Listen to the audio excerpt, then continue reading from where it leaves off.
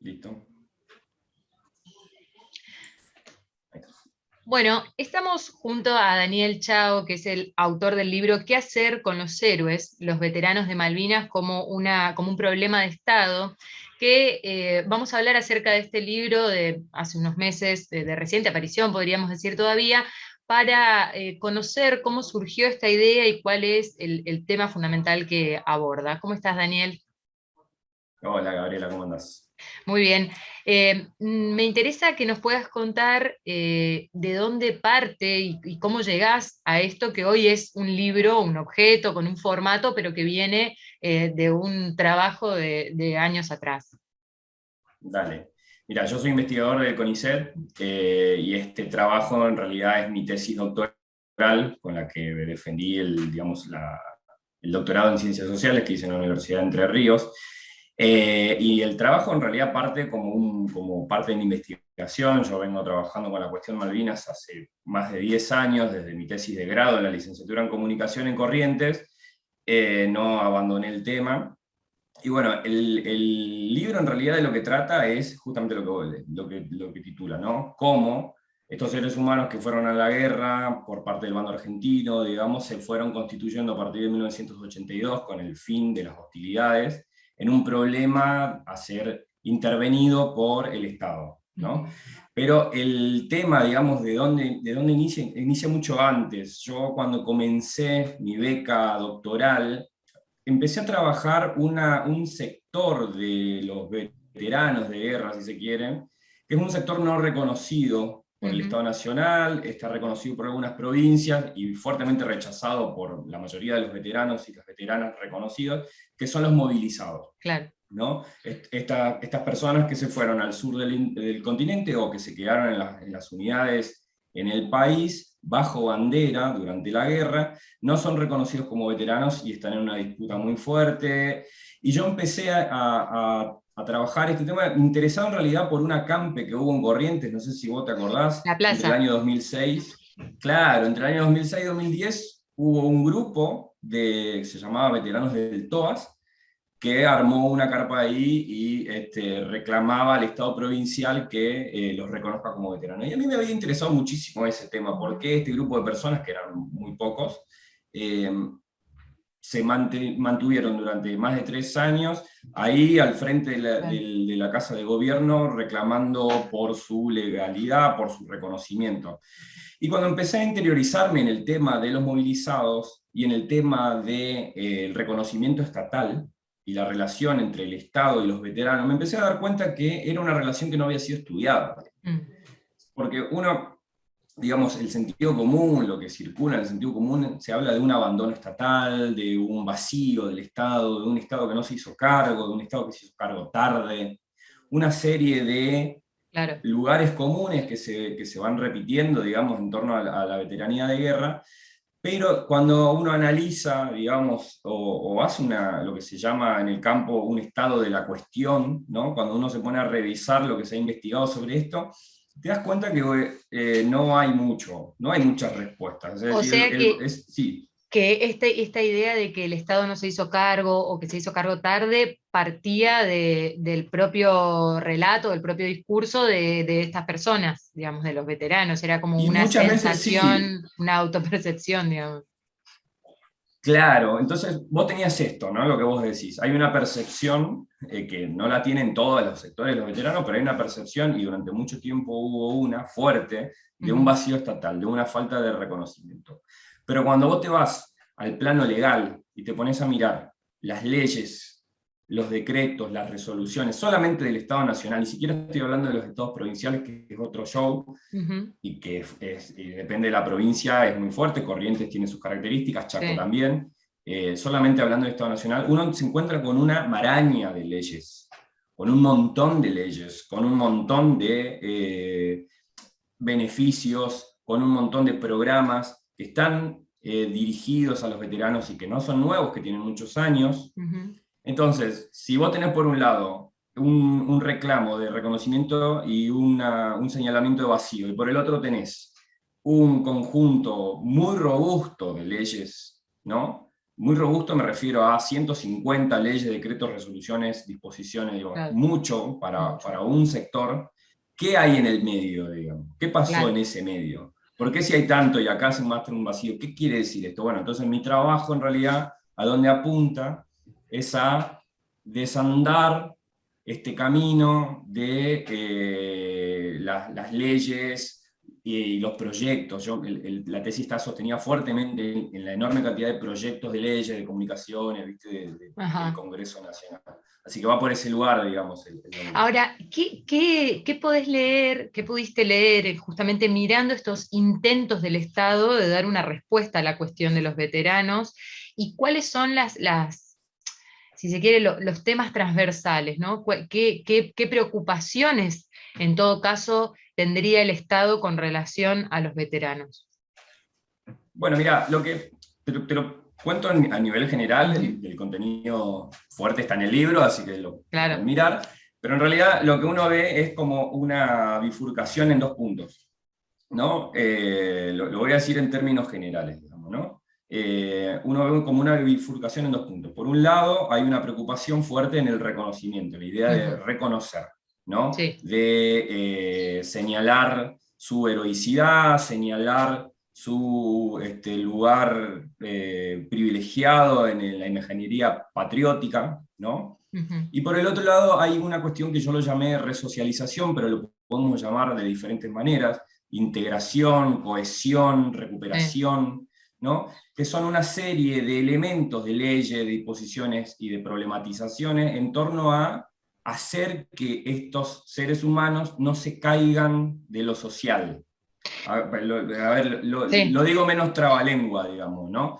La idea, lo que uno ve cuando desanda este conjunto, este corpus normativo o ujú, estos intentos, porque yo trabajo con proyectos, muchos de los proyectos que no fueron aprobados, pero claro, que formaron parte del ritual del Estado, digamos, lo que uno ve es un diagnóstico. Y ese diagnóstico es que estos seres humanos, ¿no?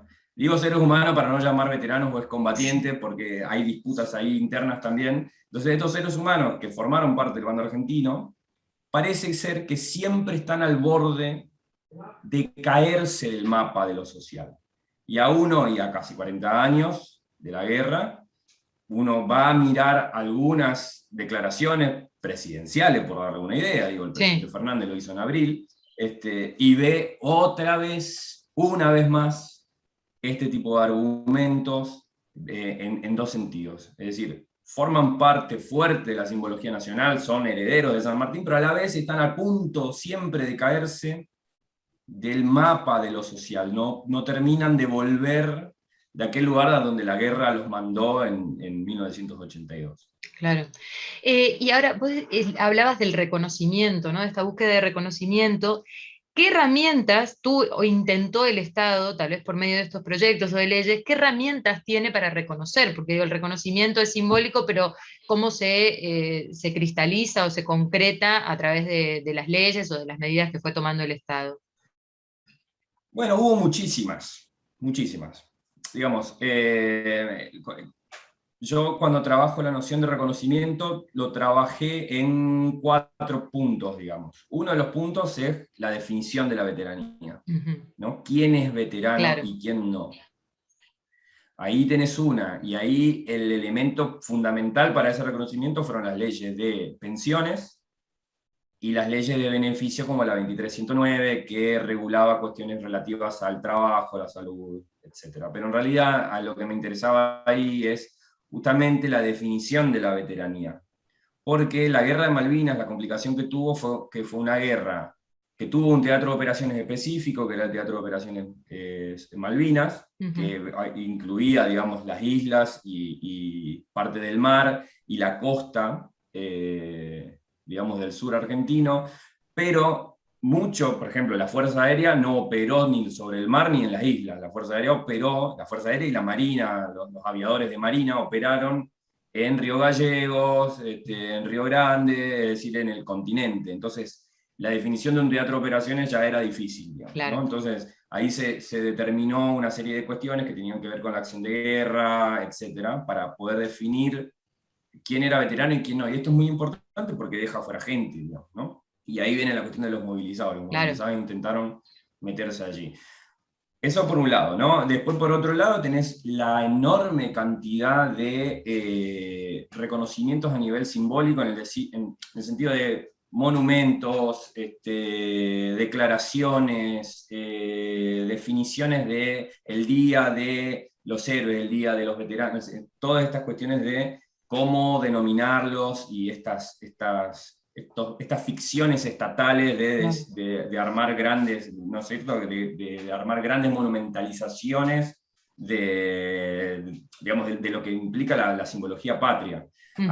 Hay un caso que para mí es digamos, el más interesante de todo, que tiene que ver con la definición de héroes a todos los caídos, ¿no? Esto que no se hizo desde el principio, se hizo a fines a fines de los 90, que empezó, fue muy raro porque empezó a definir como héroes a los caídos de la Fuerza Aérea. Después empezó a definir como héroes a los caídos de la Marina, ¿Y cómo y se definitivamente definió? se armó ¿Cómo una fue ley. definiendo? ¿Esa definición cómo se fue dando? ¿A través de Era norma? una ley, ¿Escrito o era? Ah, una claro, ley. era una Eso, ley. eso, eso. Mm. Pero es porque a veces no nos ponemos a pensar lo raro que es el Estado, ¿no? A partir de hoy, artículo 1, son héroes, Claro. ¿no? Y para que esto suceda, además esto impacta fuertemente en las familias, digo. Son héroes los muertos, ¿no? Pero impacta fuertemente en las familias, uno cree, ¿no? Porque se armó un acto, se arma toda esta cuestión de los rituales de Estado, ¿no? Estos rituales que hacen a lo nacional, digamos, lo nacional se va definiendo muchas veces por este tipo de ritos, Ujú. ¿no? Y cuestiones así, ¿no? A mí me pareció sumamente interesante un legislador, que ahora no estoy recordando el nombre, pero era del sur, que presentó un proyecto de declaración por cada uno de los caídos en Malvinas. O sea, el tipo presentó 649 proyectos de declaración de heroicidad por cada uno de los caídos. Y uno dice, bueno, ¿por qué hace esto esta gente? ¿No? Claro. Es decir, Ahora, tiene estas vos, cosas que si uno lo entra a desnaturalizar, ah, lo que ve ahí es, digamos, esta cosa rara del Estado en acción. claro, claro. Pero vos te metés con eso de lleno, porque el título de tu libro es que la cuestión de los héroes, pero hablas en el subtítulo de los veteranos de guerra, ¿no? Entonces, en tu libro, ¿quiénes son los héroes? Bueno, yo no defino heroicidades en mi libro. En realidad lo que trata de hacer el libro es justamente mostrar cómo y a través de qué mecanismos el veterano fue, perdón, el Estado, o no el Estado, porque el Estado no le podemos poner un nombre y apellido, digamos, ¿no? El Ujú. Estado no es una sola cosa, el Estado es el resultado de un montón de prácticas. Esas prácticas muchas veces se hacen en nombre del Estado, pero muchas veces entran en contradicción entre sí, entonces no se puede hablar de algo homogéneo en el Estado, ¿no? La pregunta por qué hacer con los héroes en realidad tiene que ver con poner un problema, mostrar cómo la práctica política para poder actuar tiene que definir como problemático aquello que quiere intervenir. No sé si lo Sí, sí. desando para que no suene tan raro, digamos, ¿no?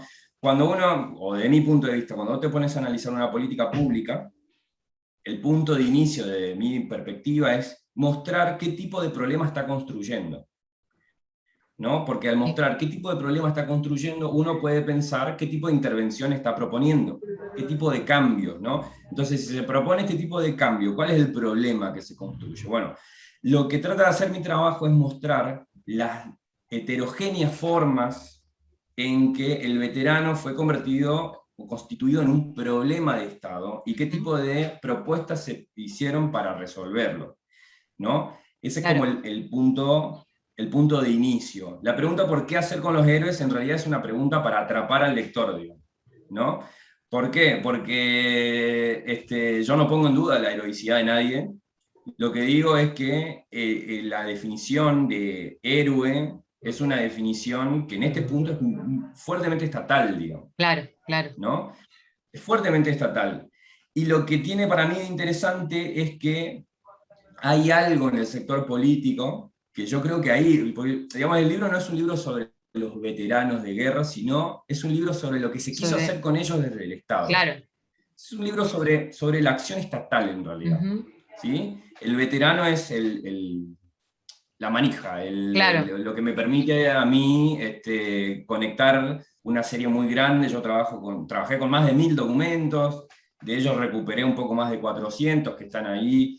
Cuando uno ve el libro, yo en la parte final del libro, como para venderlo un poquito, presento un digesto de leyes, está todo ahí. sí. El que quiera consultar lo puede hacer porque está todo ahí, son 50 páginas de leyes, decretos, resoluciones, disposiciones, ordenanzas y proyectos, muchísimos proyectos que se fueron haciendo desde la vuelta a la democracia. En realidad mi libro empieza en el 82, pero fuertemente está vinculado a la vuelta a la democracia hasta 2017, hasta el segundo año del gobierno de Macri, hasta ahí llega el trabajo, digamos. Entonces, digamos, va por ahí, Claro. el deseo Ahora del vuelvo texto va por ahí. sobre la pregunta de las fuentes, porque me interesa también que lo podamos compartir acá.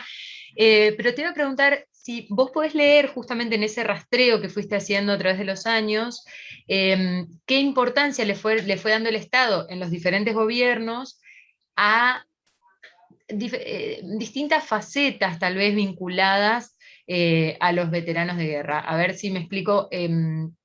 ¿Qué le interesó al gobierno de Menem? ¿Qué le interesó al de Kirchner? ¿Qué le interesó al de Cristina? ¿Qué le interesó al de Macri? Si es que les interesó, digamos, ¿qué aplicaron? Ok. Voy a empezar respondiéndote por una cosa más general y después, en todo Dale. caso, lo hacemos más puntual.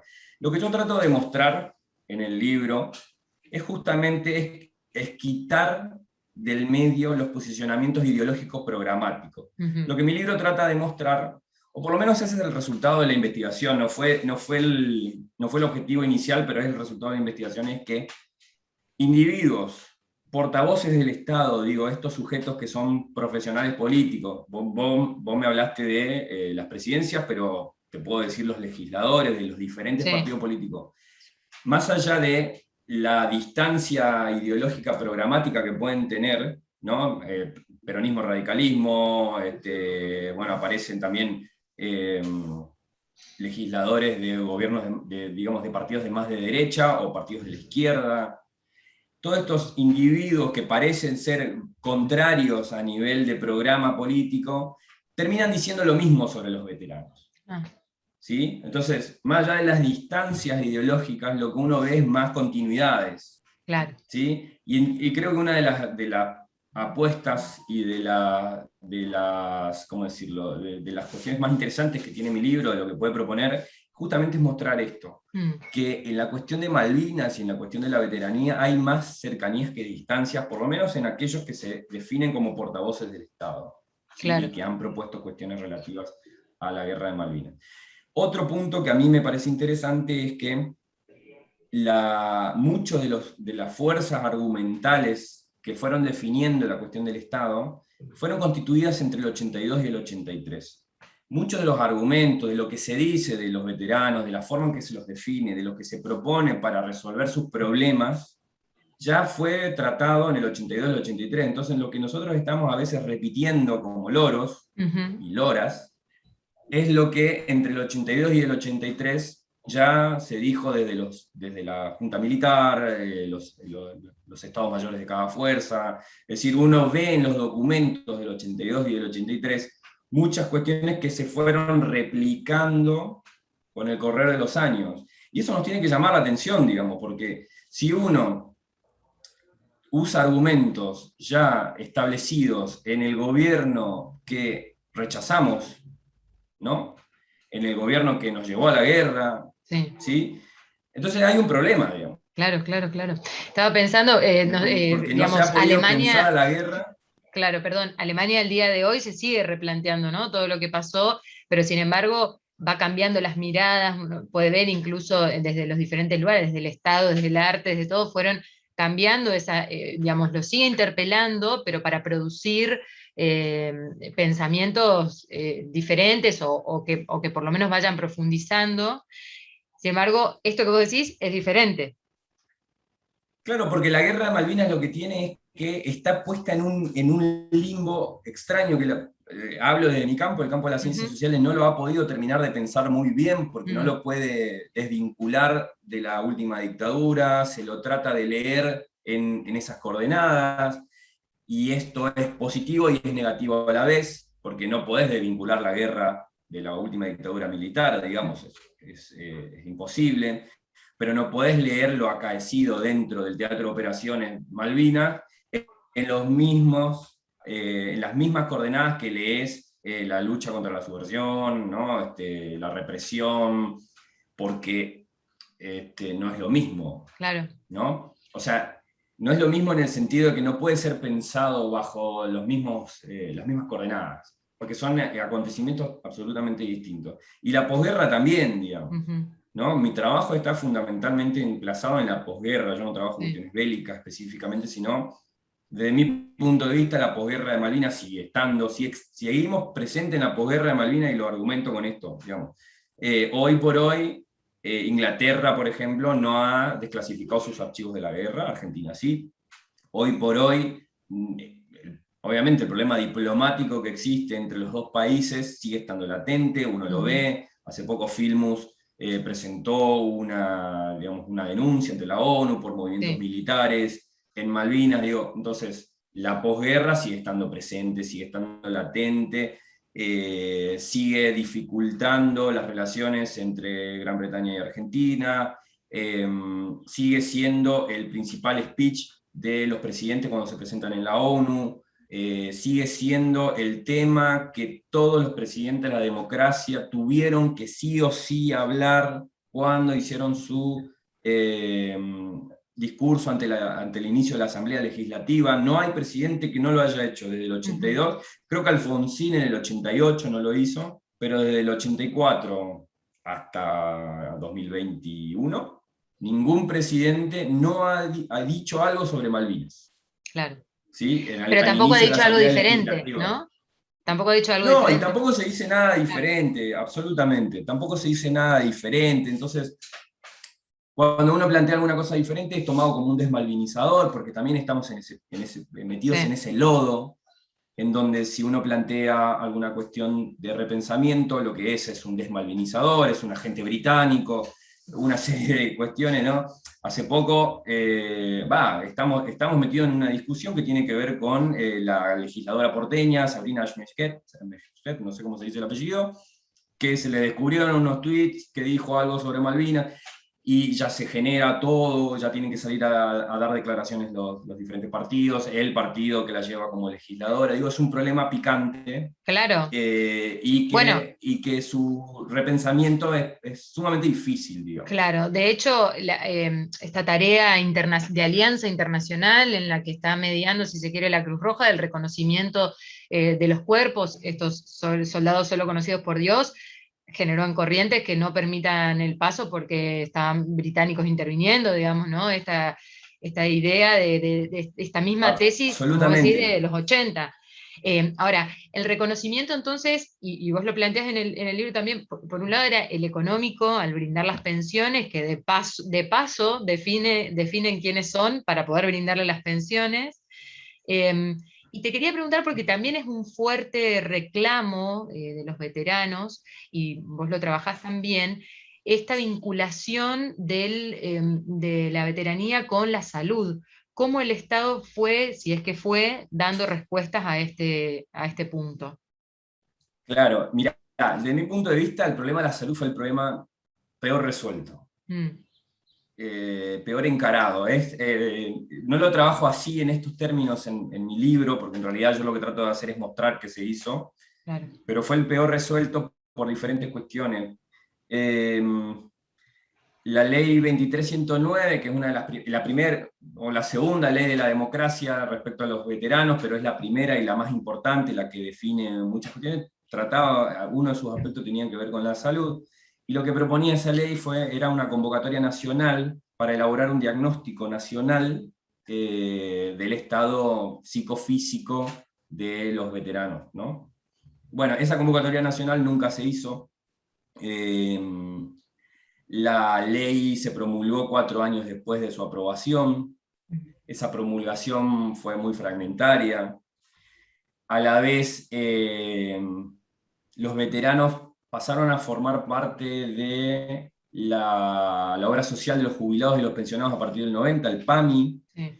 y el PAMI no tenía ningún tipo de programa específico sobre patologías específicas sobre veteranos, porque atendía viejos y discapacitados de otro tipo, digamos. Perdón el término viejo, pero digo, es Añosos. Sí, su objeto jubilados. programa, digamos, no tenía nada que ver con un joven estamos hablando de los 90, o sea, había pasado Claro. 7 años, un joven de 27, 28, que tenía patologías Pero que no además es muy solamente se simbólico veían, eso, sino... ¿no? Decirle al veterano, sos viejo, digamos, ¿no? Está jubilado. Sí, puede haber un poco de eso. Yo trato de ser menos irónico o sarcástico y pensar en realidad que el PAMI era lo que había a mano Era y la que herramienta, claro. tenía implicancia territorial, una amplia implicancia territorial, digamos, Ujú. ¿no? Lo pienso desde ahí en realidad. Pero el PAMI nunca tuvo un programa específico de atención a patología hasta el 2003. El 2003 recién empieza a pensar en un programa específico sobre que atienda cuestiones de veteranía, digamos. Y ahí es donde aparece el estrés postraumático y una serie de cuestiones que tienen que ver con secuelas psicofísicas, ¿sí? Claro. Secuelas que digamos, no es un lisiado, no le falta un brazo, no le falta una pierna, no es rengo, no le falta un ojo, sino que tiene que ver con patologías de la salud mental, pero en realidad un hospital específico de salud mental para veteranos recién en 2008, ¿sí? O sea, hace poco más de 10 años. Entonces, fue un problema que fue tratado tarde, que fue tratado mal, que además es un poco lo que simboliza las características que tiene el Estado argentino, que es un Estado fragmentario, con poca capacidad de evaluación, con poca continuidad de programas, ¿sí? Y obviamente eso sí impacta fuerte, digamos, en la vida diaria de los veteranos. Y bueno, yo lo trabajo un poco ahí en el libro, trato de desandar un poco esto, Claro. porque para mí es un punto importante, una cuestión fundamental. Por ejemplo, el número de suicidio, digo, el problema del suicidio de los veteranos es un problema constante que se marca Sí. todo el tiempo, pero si uno ve, lo que yo trato de mostrar en el libro es que no hay un número, nadie sabe un número, y el Estado nunca se ha encargado de hacer esto, y si lo hace, no lo hace público. Yo no sé si se puede hacer público en todo caso, pero cuando uno, qué sé yo, te vas a consultar un proyecto que atiende esto, ¿no? Una de las últimas cuestiones que yo atiendo es un proyecto de comunicación, son preguntas al jefe de gabinete, en ese momento era Marcos Peña, y una de las cuestiones que una legisladora le pregunta es justamente el número de suicidios, y si hay programas mentales, y qué sé yo. O Ujú. sea, una legisladora en el 2017 le pregunta al jefe de gabinete si existe algo referido a la veteranía y su salud mental. ¿Qué marca esto? Marca que ni siquiera los legisladores evidentemente pueden tener acceso a los datos públicos Claro. sobre esto, ¿sí? Entonces hay ahí un problema. Me parece que la salud es uno de los inconvenientes más, por lo menos diferente al resto, ¿no? Claro. Porque en el resto, que tienen que ver con cuestiones de trabajo y cosas relativas así, el andar ha sido distinto, ¿sí? Pero en la cuestión de la salud me parece que es el problema más fragmentario, que más tarde se ha atendido y que es, para darte un ejemplo, esta convocatoria nacional, perdón que lo dilate, pero me parece interesante, digamos. Sí. Esta convocatoria nacional estipulada en la ley 2309 fue reclamada en el 2017, que es donde yo trabajo. O sea, se reclamaba a organizaciones de veteranos, seguían reclamando a 35 años de la guerra que se haga una convocatoria nacional para que la amplitud de veteranos desplegados en todo el país puedan tener una atención, y que el Estado, en vez de esperar que vengan, que es lo que se hace, vaya, Claro. ¿no? Bueno, por ahí. Sí, es que el reclamo persista es una marca de que no está resuelto, ¿no? De que evidentemente no fue suficiente la respuesta. Eh, y bueno, Absolutamente. pasando un poco a cómo lo trabajaste, me interesaba preguntarte el trabajo sobre documental y sobre las fuentes que hiciste también.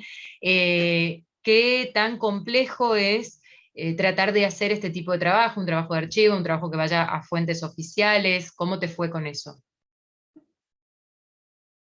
Mirá, yo lo puedo diferenciar en tres partes. Ujú. La primera parte tenía que ver con la consulta a los archivos desclasificados de las Fuerzas Armadas, que yo tuve la suerte de que se desclasificaron en el 2015. Una de las últimas, creo que el último acto de Cristina Fernández como presidenta fue de la clasificación de estos archivos. A mí me vino muy bien, porque pude hacer una consulta. Lo único que no se puede hacer, el problema que tiene es que no se pueden reprografiar, yo no puedo tomar imágenes. Claro. Entonces tuve que ir a la vieja usanza de los historiadores de la década del 70 a anotar, grabar, ¿viste? Porque no podía tomar imágenes, y todos estos archivos están en Buenos Aires, bueno, esta cuestión que implica hacer investigación desde acá, desde los márgenes, digamos. Ujú. Eh, Eso por un lado, es la parte más, por ahí más complicada. La segunda parte, que tiene que ver, como yo trabajo documentos oficiales que están todos a la mano, pero yo tuve que ir a Buenos Aires a trabajar sobre la Biblioteca del Congreso. Claro. Y la tercera parte, que para mí es lo más maravilloso que tiene este tema, y lo que más me llama la atención de que no haya sido consultado antes, es que a partir del 99, todo lo que es leyes, disposiciones, resoluciones, y proyectos de ley y debates parlamentarios, todo está online, Ujú. todo. Es decir, cualquier persona que quiera consultar cualquiera de los archivos que están en el libro, lo puede hacer googleando nada más. Es decir, el trabajo como acción de archivo, digo, yo tengo colegas historiadores que tienen que más o menos peregrinar para que le abran un archivo. Sí. En mi caso no es así.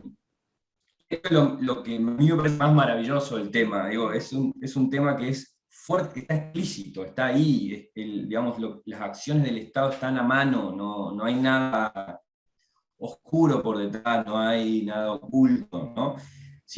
Y es justamente una de las ventajas que tiene la acción del poder. El poder no es lo que es oculto, sino lo que aparece explícito, lo que explícitamente está sujetando de alguna forma, ¿no? Entonces, este trabajo, digamos, la fuente, la enormidad de fuentes documentales están a la mano de cualquiera, Ujú. cualquiera puede acceder. ¿Sí? Y esto es lo que a mí me parece más maravilloso. Después, en segunda parte, lo que me parece más maravilloso también es que nunca haya habido un organismo estatal que se haya puesto a armar un digesto de las leyes referidas a veteranos. Hubo un intento en algún momento, a mí desde Información Parlamentaria me habían mandado un pequeño digesto muy Ujú. chiquitito, pero que no tenía nada que ver con la montaña de cosas que hay, ¿no? Entonces, que uno, para ver las leyes que regulan la vida de los veteranos, tenga que ir a las páginas que los propios veteranos han hecho, a mí me parece un dato, ¿no? Que Claro. el Estado no lo tenga ahí a mano. Entonces, bueno, el libro también propone un poquito eso, a quienes hacen política, ¿no? O a las organizaciones que por ahí no lo tienen a mano, también puedan tener algo medianamente organizado hasta 2017 al menos, de este tipo de fuentes. Bueno, Daniel, el libro lo podemos conseguir en librería Contexto o también a través de internet y lo vamos a compartir acá en la feria, en la página de la Feria del Libro de Cacatí, para que lo puedan alcanzar. Sí, una te voy a pedir, yo sé que no debe ser solo una, pero una pregunta que te quede todavía para seguir la cuestión de la veteranía. Dale. Mira, a mí lo que me interesa en este momento trabajar, Ujú. porque, digamos, hay un punto que a mí me parece fundamental que tiene que ver con el periodo 82-83, que es algo que a mí me quedó, Ajá. porque yo creo que, o sea, lo sostengo en el libro, pero necesito más trabajo. Creo que en ese periodo de transicional se terminó de coser algo que todavía seguimos nosotros repitiendo, replicando, Tirando ¿no? ese Y hilo, entonces claro. lo que a mí me interesaba meterme ahí, porque yo me Ujú. metí muy fuerte en el periodo posterior, en la democracia. Ok. Entonces hoy, si bien estoy trabajando otras cosas también, hoy mi cabeza está metida en ese periodo transicional, porque me parece que ahí hay mucho que nos permitiría pensar de otra forma Malvinas, ¿no? Que en realidad lo que a mí y a un montón de gente que estamos metidos en esto nos interesa fuerte es ver, digamos, pensando en los 40 años, si se pueden proponer otras hipótesis, ¿sí? Que se pueden proponer otras hipótesis que no sea la guerra absurda del borracho o la gesta gloriosa de la patria, digamos. Claro. Que no sean esas dos vías por las cuales nos han propuesto pensar Malvinas de acá para siempre. Daniel, muchas gracias por haber participado de la Feria del Libro de Cacatí. Dale, Gabriela, muchas gracias a ustedes por el espacio y espero poder estar. Ahí Vamos a ver está. si me puedo ir para allá. Dale, Gracias. dale, besos.